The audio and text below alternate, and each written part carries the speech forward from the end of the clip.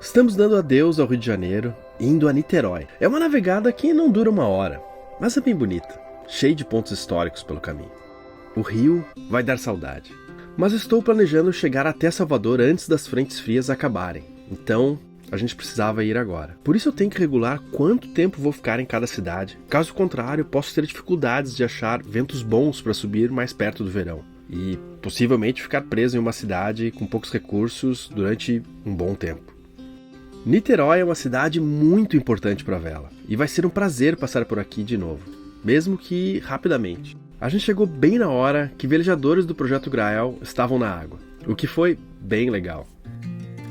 A gente parou no Clube Naval Charitas, que é da Marinha, mas é aberto a civis também, um dos lugares com mais veleiros aqui na Guanabara. É um clube super bonito e bem organizado. Além disso, tem uma tradição de receber velejadores em trânsito com um preço bem razoável. O pessoal da Farofeno para por aqui sempre. Tem uma estrutura náutica muito boa, com pátio para reformas, é possível subir barcos com tamanho razoável por aqui e tem muito apoio para vela esportiva também. Há um hangar com vários veleiros monotipo. E bem na hora que a gente estava por lá, estava rolando uma festa junina no clube. Era um clima bem legal.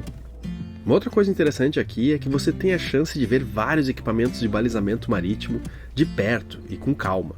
Geralmente a gente passa por eles no meio da água, é difícil de entender como eles funcionam. O clube tem uma estrutura bem bacana e tem 5 piers com veleiros. Ficamos um pouco no pier e outro tanto ancorados na frente do clube. Esse é um lado complicado de ter gato a bordo. No pier, é difícil eles ficarem só na sua casa. A marisca é muito pequena, mas ela chegou a pular pro pier. O que dá pra entender, porque afinal tem muita coisa interessante pra eles verem, não só pra gente. Esse barco alemão, por exemplo, no nosso lado, era muito legal. A gente adorou ele, parece ser um barco muito robusto, bastante confortável. Mas como eu falei, dependendo do que estávamos fazendo, ficamos ancorados na frente do clube também.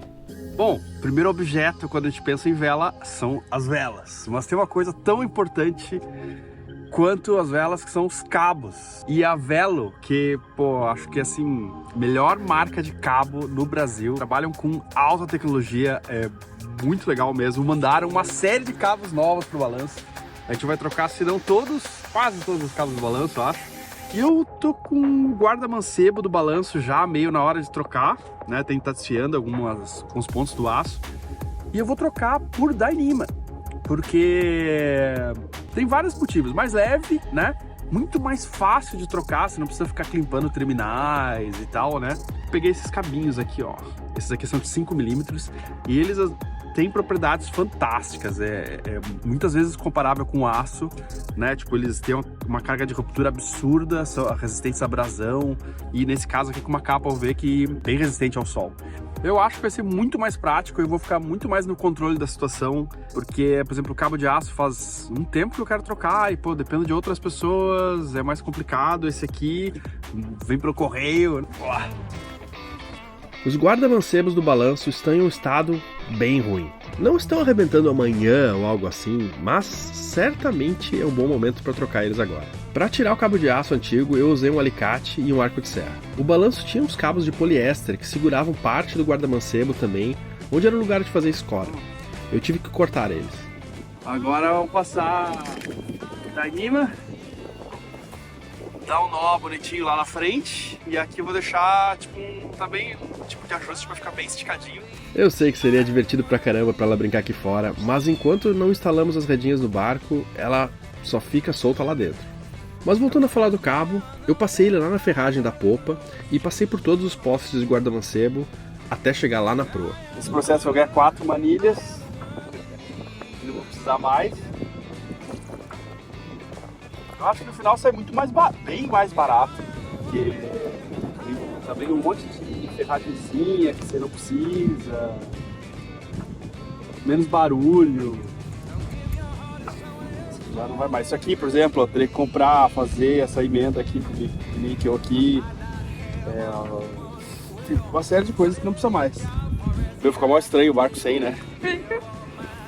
Fica, sei lá, desprotegidaço, assim. Não é à toa que é obrigatório.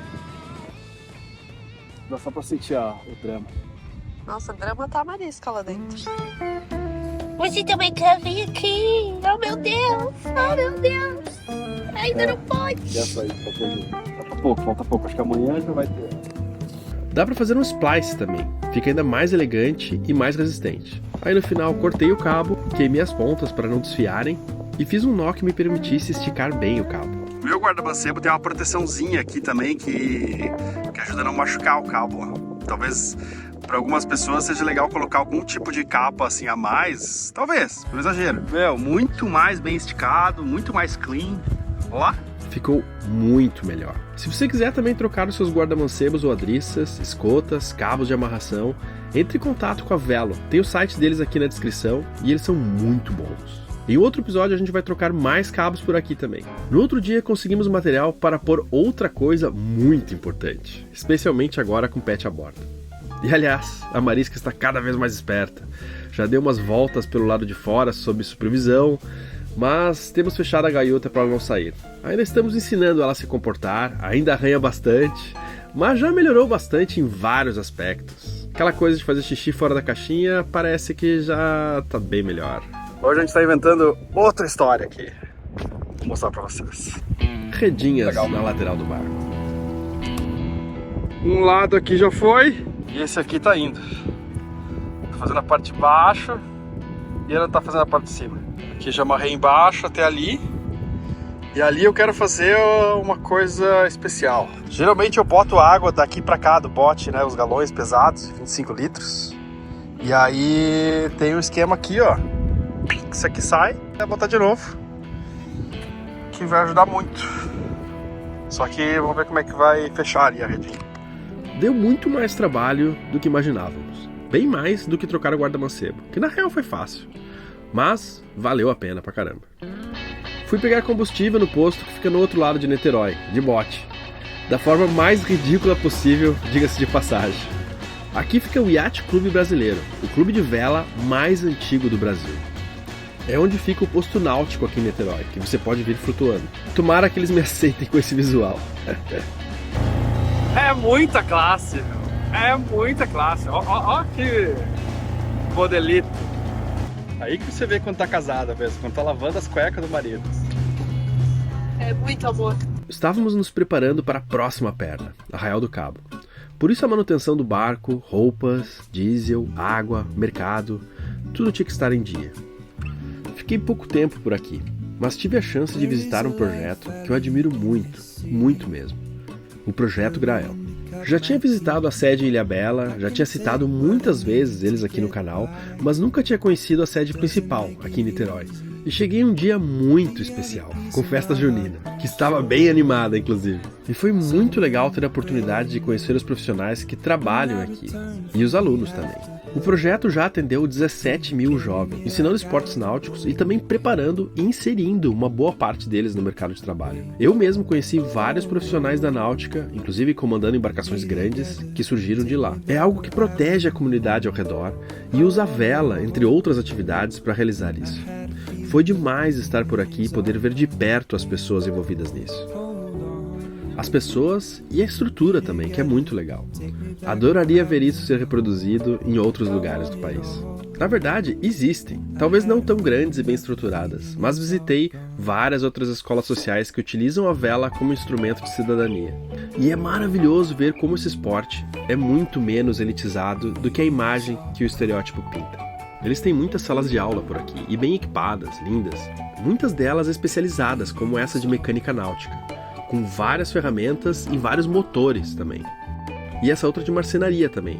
E eu tive a sorte de estar acompanhado com um professor, que é velejador também. Então, vocês já fazem a manutenção dos próprios barcos, já é objeto de estudo, né, cara? De exemplo É um exemplo, exatamente. Tanto a construção de barcos novos, de embarcações novas, quanto a manutenção de alguns e outros trabalhos, né, que envolvam os alunos, né?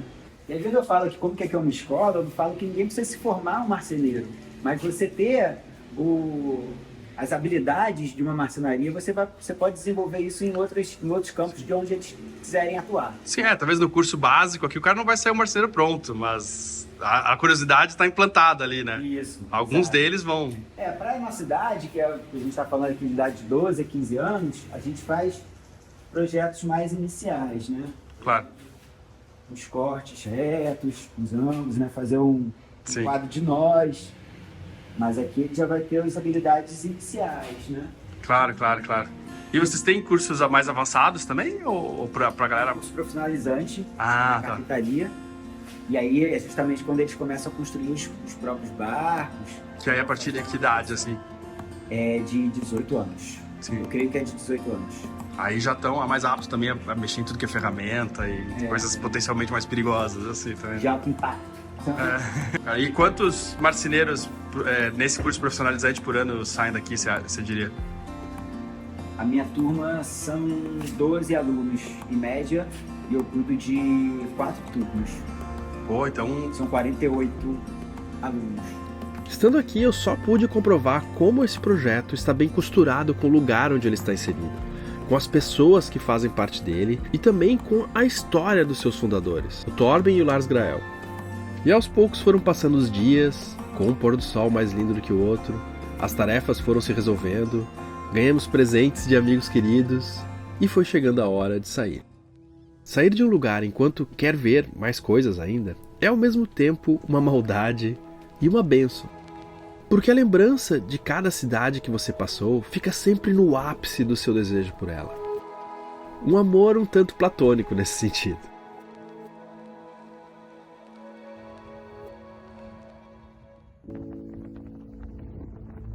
Mas ditado meio que pelo clima e pela meteorologia, tivemos que sair. Dessa vez por mares que eu nunca naveguei. Já velejei várias vezes para o sul, mas nunca subi depois do Rio de Janeiro, por vários motivos. Estava ansioso para quebrar essa barreira. Tinha algo muito importante para mim ali.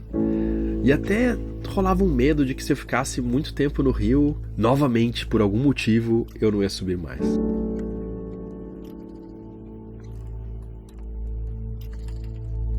Primeiro eu deixei a Mariska só dentro do doghouse. Queria que ela curtisse essa experiência. Apesar de eu não ter uma ideia muito clara do que isso tudo parece para ela. Será que ela gosta de ver o mar? Será que ela sente o cheiro diferente? O movimento? Arrumei uma caminha protegida que dava para ver tudo. Depois ela foi pro meu colo, mas algum tempo depois, por causa de atos de rebeldia, tive que deixar ela dentro do barco temporariamente. Foi nessa hora que vimos as primeiras baleias. Mas a gente não conseguiu gravar essas. Mas calma, outras virão. Preciso dizer pra vocês, amigos da flotilha, que essa velejada tá legal pra caramba. Baleia, ventinho gostoso aqui, tá mandando as 5, 6 nós aqui. Só faltou vocês, inclusive porque tem um churrasco que vai acontecer hoje, que vai ser algo. Depois a Mariska, com uma coleira peitoral que a Ana colocou, pôde curtir um pouco mais o lado de fora. Finalmente deu para curtir a vela mestra nova em condições reais de uso. E a redinha, além de proteger a Mariska, também permitiu organizar o convés de um jeito muito mais fácil e mais legal. Tudo estava perfeito, tranquilo, seguindo o plano. O vento fraco, mas que nos levava a 5, 6 nós, a moral da tripulação boa, mar tranquilo, vela nova, até que... Ali, ó. Pulou. E mais outra. Ali, ó. Pulou. Avistar baleias virou rotina nessa hora. Inicialmente meio de longe, o que até nos deixava mais tranquilos. Isso.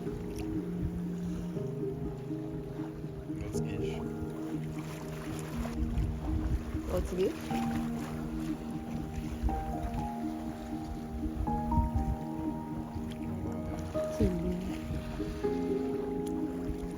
Estávamos atentos a qualquer movimentação na água. E vimos muita coisa. Uma reunião ali.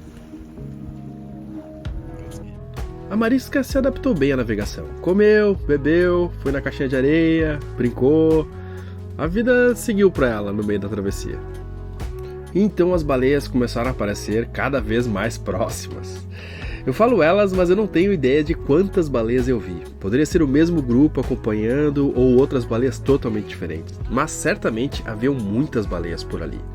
Eu não tenho realmente uma ideia, mas se eu fosse chutar uma quantidade de baleias que eu acho que a gente cruzou, eu diria que umas 20. Isso no nosso campo de visão, que no mar é bem perto na real, pelo menos para conseguir ver uma baleia. Então, nessa região toda deviam haver muitas baleias. A gente viu várias baleias, muitas mesmo. dando pulos, esguichos, com a nadadeira, muito massa. A Lívia aqui tá uma extrema felicidade aqui. A essa hora eu já tinha feito o almoço também. A gente acabou de fazer um yakisoba, já tá acabando, o meu já acabou. E o vento deu uma apertada boa, foi assim, agora tá gostoso o vento, antes tinha pouco. Só não estamos conseguindo ir de popa exatamente para onde a gente quer, então tá um pouco fora do rumo, mas daqui a pouco a gente acerta. A travessia do rio até Arraial leva umas 12 horas. Eu saí de manhã cedo, de madrugada na real, porque eu não queria chegar à noite. E por causa das baleias, passar aqui de dia foi também uma ótima ideia, porque dá para olhar elas e dar uma desviada do rumo delas. E eu tenho a impressão também que enquanto elas estão acordadas, se é que elas dormem da mesma forma que a gente, elas conseguem desviar melhor da gente também. Depois de umas 10 da manhã, não paramos de ver baleias. Eu fico muito feliz, como ser humano, de que fomos capazes de tomar a decisão em conjunto de parar de caçar esses mamíferos tão inteligentes e magníficos. Eles são animais complexos, inteligentes, com uma linguagem complexa que inclusive tem nomes para indivíduos. Eu imagino que eles têm algum grau de consciência que consigam perceber muito ao seu redor. Devemos ter um grande respeito a elas e também podemos aprender muito com elas. Não faz muito tempo que descobrimos que elas têm um papel fundamental na fertilização dos oceanos, trazendo nutrientes de águas mais frias, perto da Antártida, para essa região que é oligotrófica. É um mar que não tem muitos nutrientes, na verdade. Então talvez uma parcela da vida que existe nos oceanos brasileiros tem muito da influência delas, trazendo esse nutriente. Se elas estivessem ali, os pássaros iam sair antes de, né? Eles iam lotar. E de repente, um grupo chega bem perto. Olá!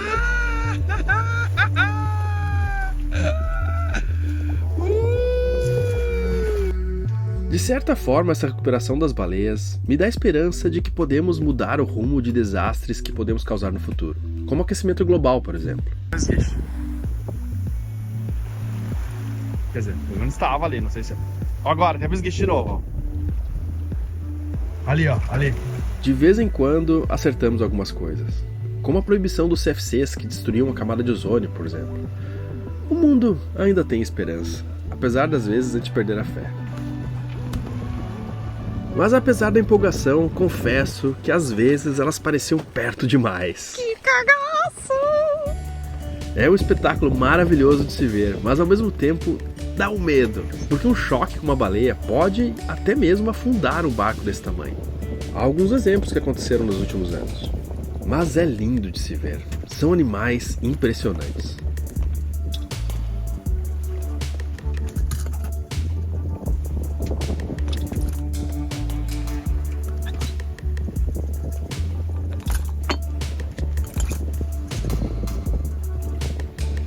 É ali, Adriano.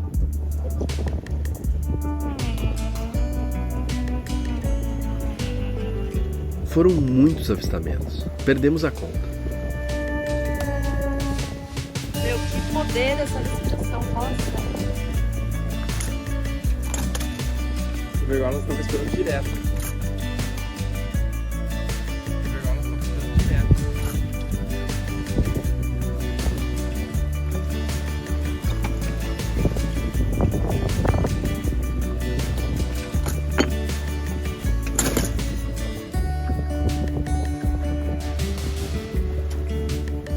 Cara, dá pra escutar a respiração.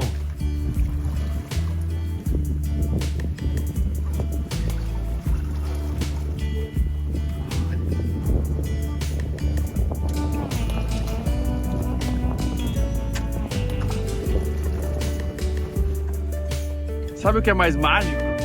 É que tudo isso aqui que a gente tá vendo é no quintal de casa. Tipo, tem quintal que aparece um bem-te-vi ou alguma coisa assim, um beija-flor, aqui aparece baleia. Ei, Ah, você viu muita baleia hoje? vi mais baleia hoje do que eu já vi em toda a minha vida velejando. Vi muita baleia. Não sei, perdi a conta. Muitas. Dá um medinho, mas também aí não fiz questão de não velejar muito rápido. Mas todas deram medinho ou só aquela que veio muito perto? Não, é aquela dois momentos que veio razoavelmente perto, né? Mais do que assim. Pô, e tava meio confuso de saber para que lado elas estavam indo. Aí pode ser que a gente cruzasse os rumos, mas também eu não queria ficar mudando de rumo, porque de repente elas têm mais ideia da situação do que eu, do que tá acontecendo. E foi assim que funcionou, mas É, a você gente... perdeu uma história de pescador, que você podia ter falado que a gente fez high five com a baleia. Pior que se acontecesse um negócio desse, a gente não ia gravar, porque a gente já tá... Nunca. curtindo. Vamos ver se a gente gravou. Mas foi muito legal, muito bacana. Agora faltam, sei lá, 3 horas pra chegar. 2. Aqui a gente tá fazendo zigue-zague também, porque o vento tá muito a favor. Pra quem não tem ideia, parece, né, que legal, tá? Mas muito a favor é desconfortável, especialmente com as ondinhas, assim. Como é que é a cara de blogueirinho que você faz? Você olha pra câmera, Como é que é? aí você olha pro lado.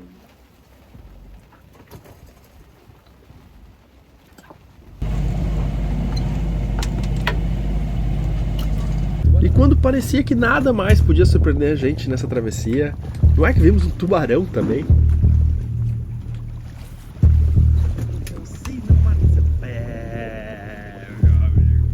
Você viu ali? Tá vindo aqui, ele tá vindo aqui.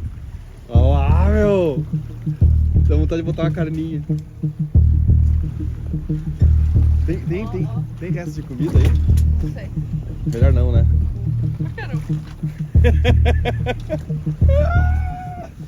Um pouco depois das 4 da tarde, deu para avistar o Boqueirão, que dá acesso a Arraial do Cabo. É o principal ponto que eu queria chegar ainda de dia, porque é uma passagem bem estreita e com ondas. Eu não sei como é que é a situação do mar naquele momento. Pô, eu não consegui gravar, mas golfinhos ainda, meu. O que mais vai aparecer? Talvez um unicórnio dourado andando por cima do arco-íris? Eu não sei mais o que pode acontecer. Eu já adianto que não é normal ver tantos animais em uma travessia. Essa foi a vez que eu mais vi, fomos premiados. As baleias nos acompanharam até o final. Tem coisas que são difíceis de gravar, e talvez elas foram feitas para ficar só na memória. A imagem da minha cabeça, lembrando a entrada do Arraial do Cabo, cercado de baleias, eu tenho certeza que gravação nenhuma vai conseguir mostrar. Mas é algo que eu nunca vou esquecer. E é difícil de gravar porque também quando você aponta a câmera para um lado, elas parecem aparecer de propósito no outro, e você acaba gravando um monte de mar e não consegue ver tão rapidamente quanto os olhos veem onde elas aparecem. Sem falar que tem sensações que câmera nenhuma vai mostrar, como o estado de espírito que você estava terminando uma travessia, ou então o barulho delas quando elas batem na água, ou a sua respiração, o cheiro do mar e tantas outras coisas que compõem uma memória que é muito difícil de mostrar em vídeo. Por aqui o mar deu uma sacudida, como é normal perto desses paredões de pedra. Eu precisava de muita atenção nessa passagem estreita que eu passo pela primeira vez. Passar por ali foi como passar em um portal mágico, que literalmente separa o litoral sul do Brasil do litoral leste, que vamos entrar agora. Separa muitas outras coisas também. Aqui, por exemplo, acaba o Cone Sul geográfico. É um lugar marcante na geografia, e que tem até um clima diferente, mais seco. Em poucos momentos, você tem certeza de que sua vida está entrando em uma fase nova. Este, com certeza, foi um desses momentos, para a nossa vida e para o #Sal.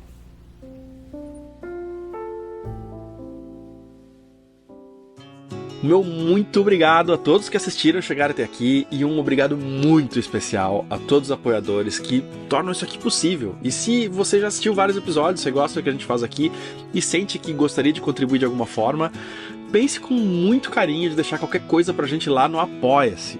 Além de ajudar o canal, tem muitas outras coisas legais, como o nosso grupo do Telegram, onde você tem contato comigo e outros velejadores, e também vários sorteios que a gente faz aqui quase toda semana, em que você pode ganhar passeios, cursos, mochilas, sei lá, uma série de coisas legais. Então te vejo daqui a pouquinho lá no grupo do Telegram, ou então no próximo domingo às 10 da manhã.